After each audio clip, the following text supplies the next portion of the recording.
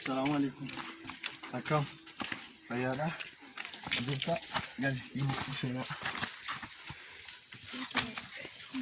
أكم فيادا جبتا.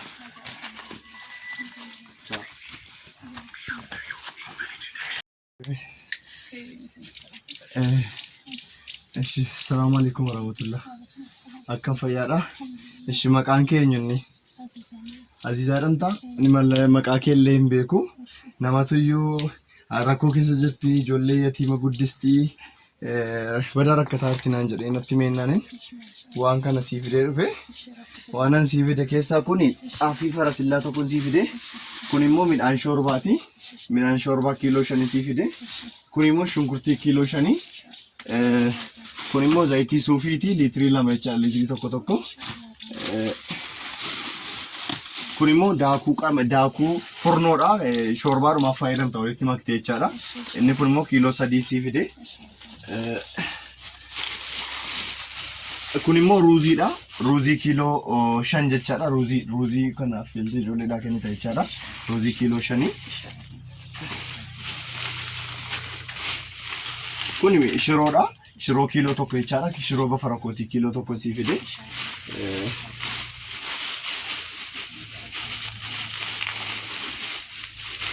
Kun immoo barbareedha jechaadha. Barbareenis bafa rakkootii kiiloo 1 sii fide. Ashaboo qofa irraa fadhee dhufe kan ashaboo immoo birriin sii kennaaf shirrakkoon qabu. Waan sii bitame kana yeroo muraasuma qofaaf itti fayyadamta. Deeggarsa garaagaraa siin barbaada. Namoota garaagaraa hirmaachisee waan gargaaramuu qabdu inshallah siifan gargaarsa. Mee ijoollee kana sadan qophaa guddistaa? Namni si gargaaru hin jiru? Isii bicoo kana? Malee namni si gargaaru hin jiru.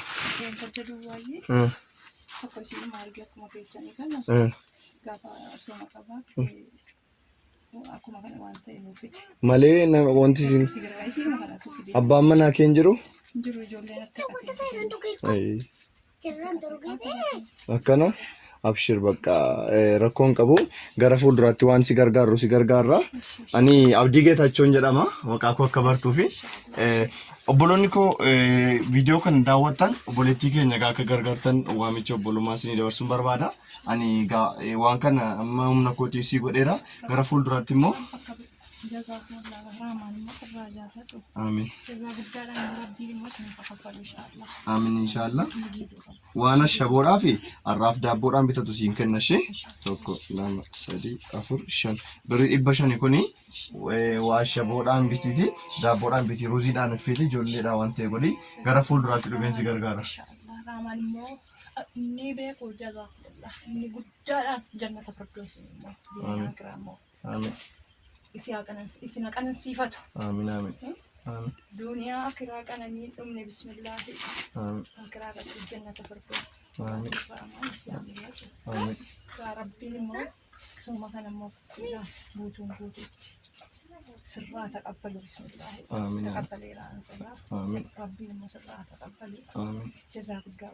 Rabbi si taqabbalu dandeettiin qabu. Amin. Eshi gaa ulfaadhu dhufeensi ilaala shi. Amin. Eshi. Amin. Amin. Umurii dheerina muraaman umurii keessan keessa barakaa qabu. Amin. Jireenya keessan keessa barakaa qabu. Gargaarsan dhabinaa dunia akhiraa. Rabbiin isin wajjin jiraatu. Amin inshallah. Bufuun isin ilaalchi. Amin inshallah. Rabbaan ammoo isinirraa qabu. Bijaamaa isinirraa qabu. Amin. Waan qabdan keessa immoo Rabbiin barakaa isinii qabu. Amin abshir bakka ishee nan dhufa ishee atoo maqaan keenya inni Najuko nan dhufa ishee atoo eenyu maqaan keenya Abdii waaw atoo Ajiidha ati Abdii anis Abdiin jedhama ishee Naju nan dhufa ishee abshir ishee barumsa barattaati kutaa tokko aqwaratte barumsa barataa turte addaan kutteetta barumsa amma deebi'uu dandeessa barumsa yeroo banamu meeshaalee dabtaraa guutuu siifan bitaa Ela kana birrii 300 kan dabtara siiti dabtara bitiif ishi ijoolleen barachuu qabdi adara dabtara bitiifi silkii koo kana qabadha barumsa barachuu qabda ishi Barumsa baratta inshallah shi. Barumsa ma yeroo dhibeen kun adda ba'ee jedhu barumsa akka barattu haala siin mijeessina shi. Abshir shi. Alanatti hin galle garuu. Nan galcha rakkoon qabu. Rakkoon qabu. Abanamu malee mana barumsaatiin waliin dubbannee waliin mareedhee akkasii mana barumsaatti galtu nan godha inshallah. Abshiriin baratta kana booda shi. Tarii harka nama laaltee karaa dhaabachuun keessa ina fagra fuulduraatti haala siin mijeessina inshallah shi. Tarii hojii wayii sii bannee siifisi bakkuma shunkurtiitti nagaddullee malee karaa kana booda karaatiin baatu abshir shi. Abshira baqa na juko. Abshir shi. Baqa aduutti gadi hin baasin shi mucaa.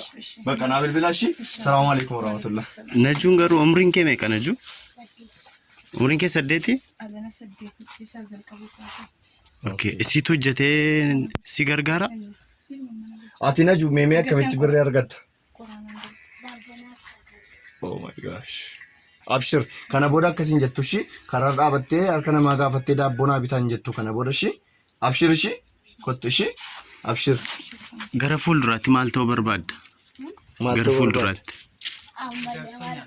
Meemee ala barattee guddattee kaatu maal ta'uu barbaadda? Mee maal taate?